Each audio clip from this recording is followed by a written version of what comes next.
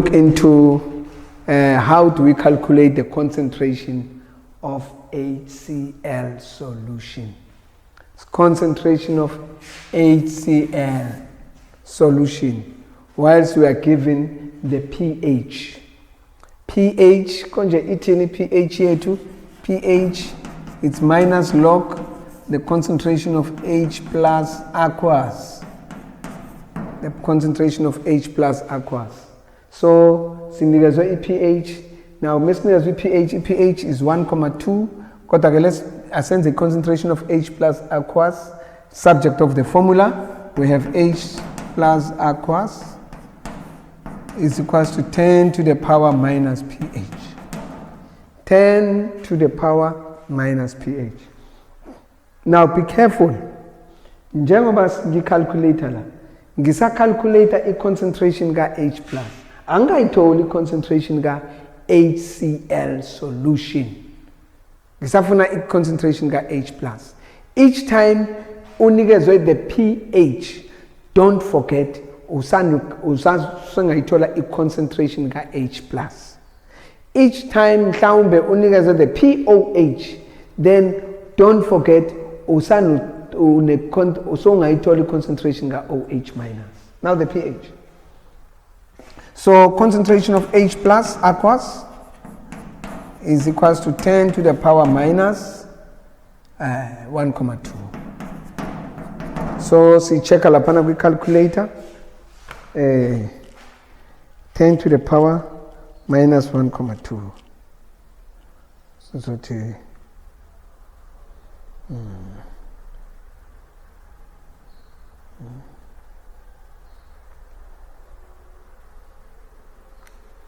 $0.063. So the concentration of H plus aqueous is equals to 0.063.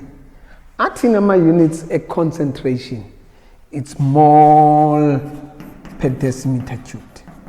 Now, sasitholile a concentration ga H plus aqueous, but we haven't answered equation. Equation wants a concentration ga HCl solution. Concentration ga HCl solution. Now, sasiyabona ke sasiyamanje ku equation. Siyabheka ukuthi HCl, njengoba sithi HCl solution, it means in water it gives us H plus aqueous. Yeah, nanso ke H plus. Nanso ke H plus aqueous nani no Cl minus aqueous. Manje sesinayo H plus itholile. Iyakhiwa HCl ongakanani. Bese sesiya kwi ratio. Uyithi I ratio yakho njengoba injena H plus owodwa iyakhiwa ngoba ngiqhathanisa no HCl because sifuna concentration ka HCl. Ake ngiphinde futhi. Lana ngoba ngiqhathanisa H plus no HCl ingoba sifuna concentration ka HCl nginayo concentration ka H plus. So ngiyaqhathanisa kuqhudelana lana H plus no HCl. So 1H plus iyakhiwa 1HCl. 2H plus iyakhiwa 2HCl.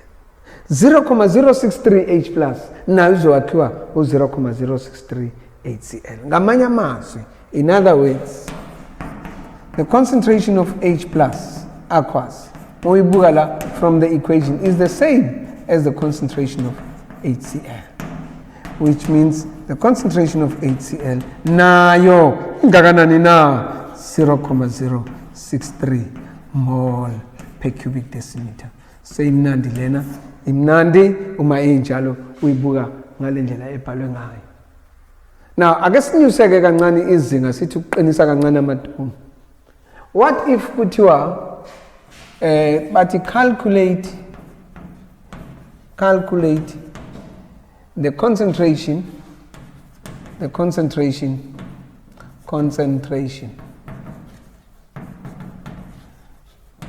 of phosphoric acid solution, H3PO4 solution,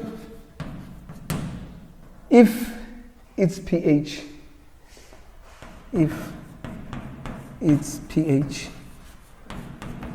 is equals to, let me say, 1,3. What about that? How can you respond to that one? Ayifani nale, icishe ifana, ibukeka ifana, kodwa phela ayifani. So sifuna ke i-concentration ka phosphoric acid H3PO4.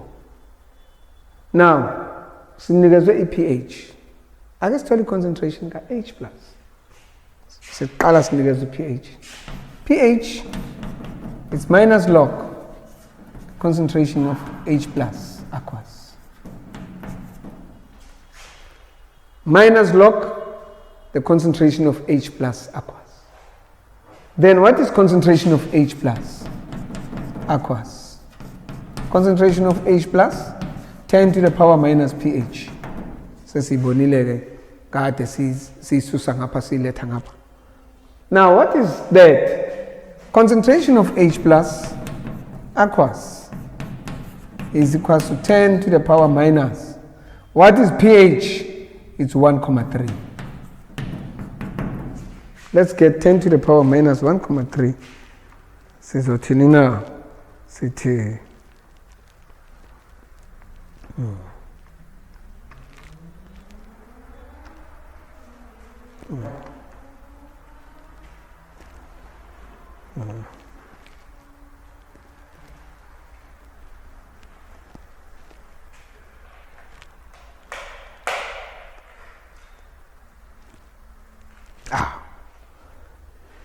ngithola ni 0,050. So concentration of H+ aqueous 0,050 mole per decimeter cubed. Seyasolveka kancane ke manje. Sengiyayithola i-concentration ka H+ aqueous ukuthi ingaka. Now sesiyabuya ke siyabona ukuthi sifuna ka H3PO4 solution. Then sithini now? We say H3PO4, which means in water it's known as a 3H+ aqueous. Nani ne PO4 3- aqueous.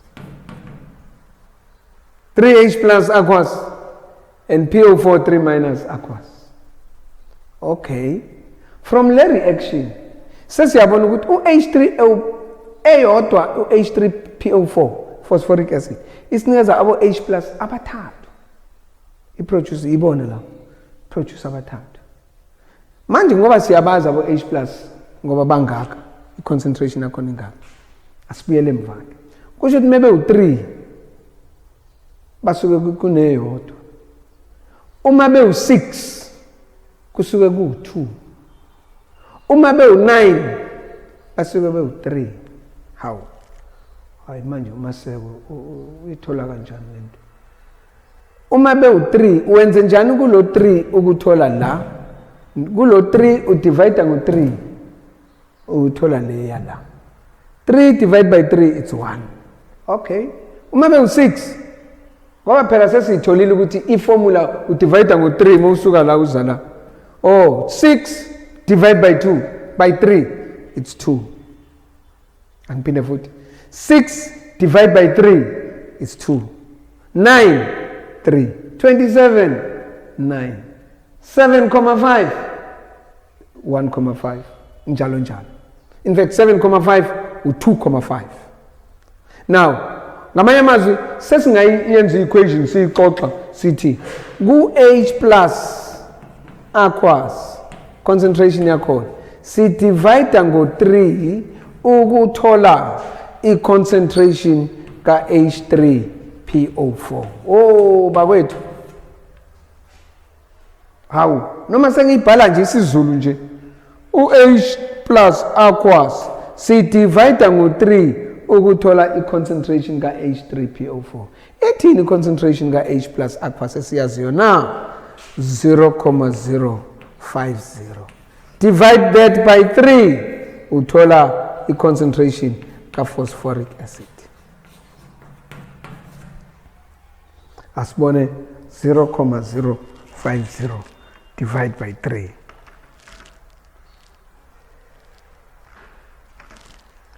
0,016. So i-concentration asisuse la silethe la sithi concentration ka H3PO4 it's 0,0166 recurring mole per decimeter cubed.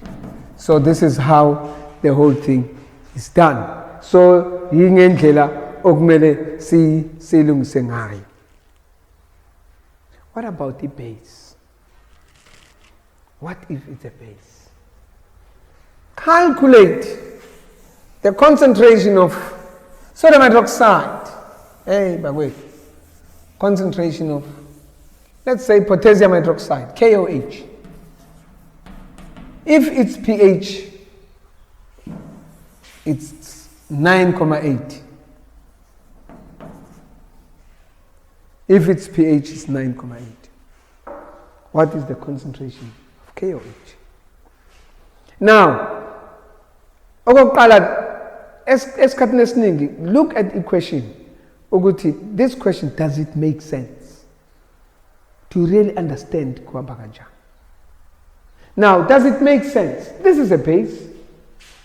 I-base ngoba kune OH lapana compound, there is OH. This is metallic hydroxide. Now, i-base lena njengoba ine OH buki pH yakhona is greater than 7, which makes sense. Ungavesela uphendule nje sokuyobonakala khona sesiyobonelelwa ingilosi cha make sure ukuthi lento ihamba kanjani. Lena it's a base, yikho lokhu pH yakhona i greater than 7, so bathi calculate the concentration kalenda. Now if the pH injena unikeza pH and lena i base, you must first get the POH.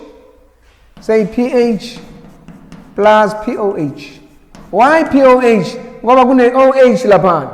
So must first get POH. Then we say POH is 14 minus pH. 14 minus, what is pH? 9,8. Then we check 14 minus 9,8. Ithola la 4,2. 14 minus 9,8. That is our POH. 4,2. We have 4,2 as our POH. Right. So we told you like a POH. So yabuya, okay. What is the POH? POH is minus log the concentration of OH minus aqueous. Phela ufuna ukuthola POH qala ngoba uthila nale ya OH. Unikeza pH, be careful. Ngoba kune OH, convert that pH to POH ukuze kuhambisane. Ungazobhala equation nawe ongakaze uyibhale. Khona abanye abantu who are so creative. Nge-exam ubhala lento na kwi-textbook ayikho. Abhale umuntu man. Azabe nesibindi abhale aphume ejabulile. Into engekho ngisho na kwi-textbook. So we have what? Concentration of OH minus aqueous, which is how much? 10 to the power minus POH. What is 10 to the power minus POH? Now, then we have 10 to the power minus, what is POH?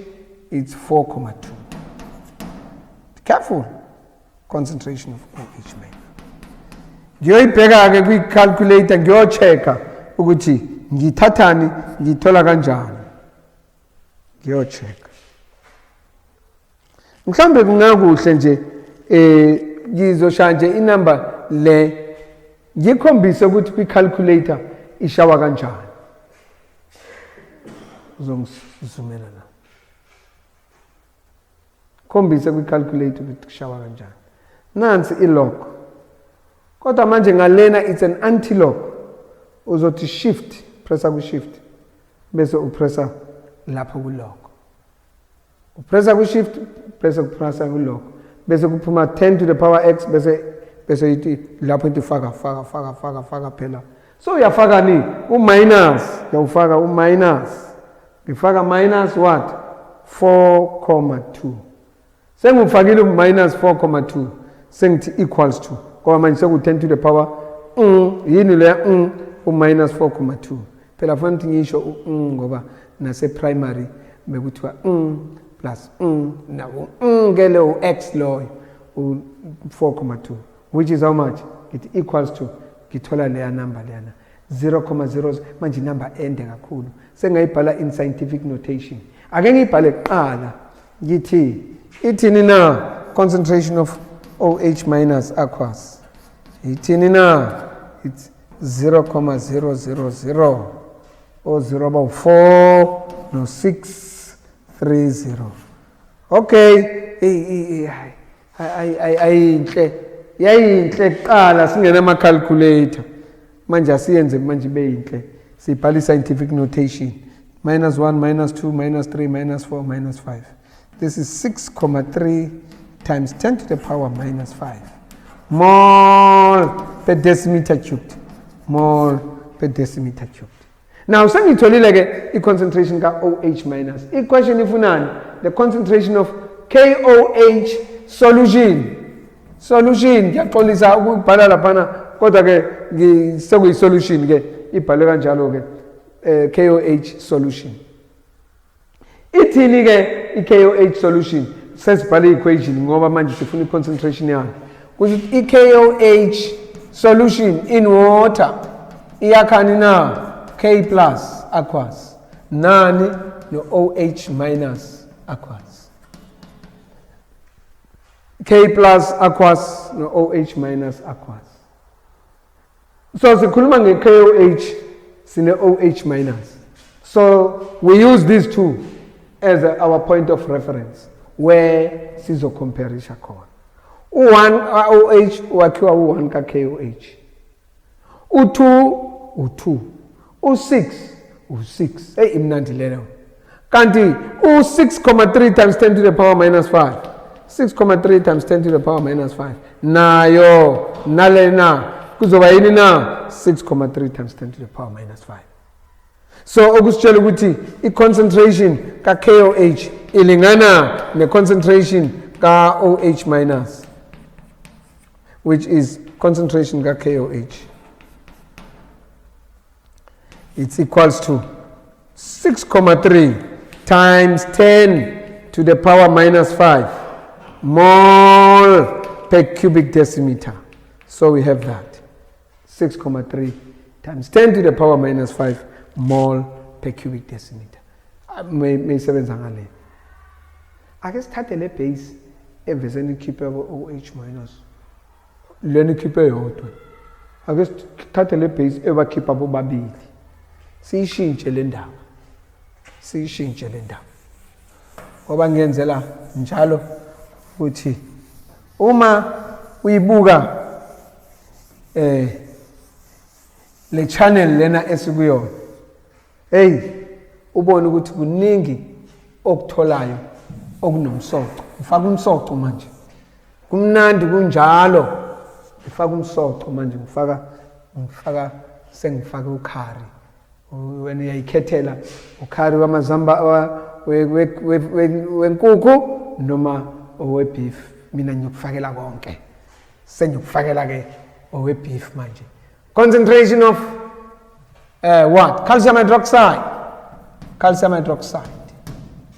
If it's pH, it's, let's say, 11,9. If it's pH, it's 11,9.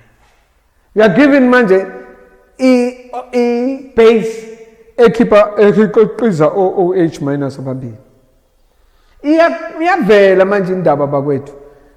Mo uyilandele le program lena, mo uyilandela. Ngike ngakhuluma nge-naming of compounds. Le msebenzi waka grade 10. Uma we understand the naming of compounds, uwazi ukuthi KOH yakhiwa K plus and OH minus. So yakwazi ukubona ukuthi hey awulahlile grade 10 wakho ungawukhaleli ushaye khona ke. Now sifuna the concentration of calcium hydroxide. Now the concentration of calcium hydroxide kona sinikeza pH. pH sine OH, kumele uqale uthole the POH. POH plus pH is equals to 14. Ake ngisho lento. Kukhona uzoqhamuka ethi nje isuka nje. How? Hayi mina ngi right mina. At pH it's 14 minus POH. Mawucheka lapha kuma equations. Ayiqali kanje, iqala kanje. Wena uzoyisusa la kusho ukuthi ujombile lesi step ulahlekelwa amamanga. Ungajombi. Nakho kunikezile. Uyazi amanye amamarks owatholayo lapha kwa science ukuthi ukhethe i-equation e-right. Sikufundisa ukukhetha bakwethu ngoba science. Fundisa ukukhetha. Ungathi noma sewuzoshada la kumele sidlule sibone ukuthi uyakwazi yini ukukhetha. Ungazosilethela nje inunu. Hawu ungathi awufundanga i-science usilethele anaconda. Awu ngeke. Sikufundisa ukukhetha ngokukhetha nje imaki leli ngokukhetha nje. Then we have the pOH. pOH is 14 minus pH. Sasizothi 14 minus 11.9. That is the pOH. Asibone 14 minus 11.9. 14 minus 11.9. Ngithola mina 2.1. The pOH is 2.1. Right. Sasitholile pOH ka 2.1. What is the concentration now? Ka OH minus. So pOH, it's minus log the concentration of OH minus. Aqueous. Alala. Ngaqhamuka sofunza OH minus ukuthi is 10 to the power minus. Alala. Imagi leli. Then we have the concentration of OH minus aqueous. 10 to the power minus pOH, which is 10 to the power minus 2.1. That is concentration of OH minus aqueous. Sibheke leyo 10 to the power minus 2.1. Uthi shift ama calculator akhona qala nge-shift khona athi second function. So ke ungathi uthole ethi shift bese siyabona ufuna ukushifta i-cellphone even i-calculator kanti ithi second function minus 2.1 ngithola mina 0.00794. Okay, so concentration of OH minus aqueous 0.00794. 0.00794, which is 7.94 times 10 to the power minus 1 minus 2 minus 3 mole per cubic decimeter. That is the concentration of OH minus aqueous. The concentration of OH minus aqueous. Kona sifuna the concentration of calcium hydroxide solution. Hey, yabona bakwethu ngiyalenza iphushana nje lokungayibhali isolution. Kodwa kumele ibhale isolution. So that mawuzobhala equation it should make sense. Solution, what is calcium hydroxide solution? It's calcium hydroxide in water. Sasho sathi mawuhlanganisa isolute and solvent amanzi wakha isolution. So yini leyo solution now? Ca2 plus aqueous. Nani nabo OH minus abangaki abawu2 aqueous. Eywa, so we have that. Sesibhalile ke manje solution. Sinayo concentration ka OH minus, sifuna ka calcium hydroxide. So sizocomparisha OH minus ne calcium hydroxide. Sinayo le, sifuna le. Oh, siqala ngale sinayo. 2 moles yakhiwa yini 2? Wakhiwa u1. U4 u2. Wenze njani kuleya la? Ukuthola leya la udivide ngo2. Uyabona ke mo divide u2 ngo2 uthola u1. 2 1 4 2 5 2.5 7 3.5.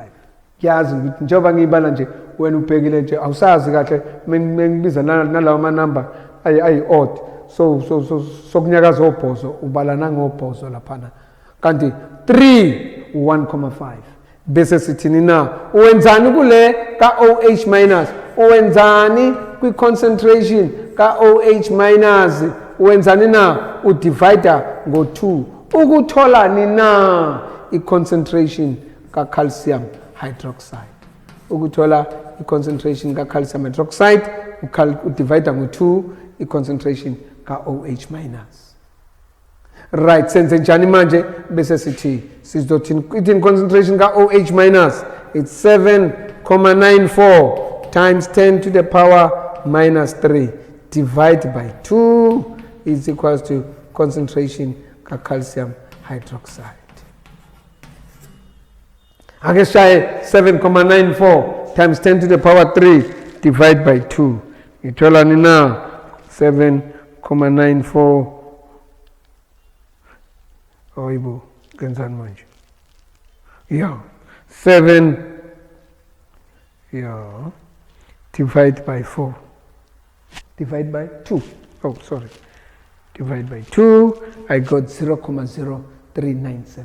Oh, concentration ka calcium hydroxide. Concentration ka calcium hydroxide. It's 3.97 times 10 to the power minus 3 mole per cubic decimeter. Mole per cubic decimeter. This is 3.97 times 10 to the power minus 3 mole per cubic decimeter. This is how we calculate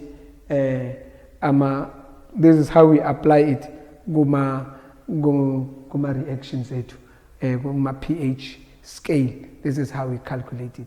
Now, sesiyobheka manje the examination type questions. Lokhu nje bokumnandi nje okwenza ukuthi ujime nje nawe uyibone ukuthi awu nakho ngikuthi sesiyama nje kulezi manje sesifuna ukubona ukuthi ukukhakhayi wakho uqine kangakanani. We'll look into the examination type question.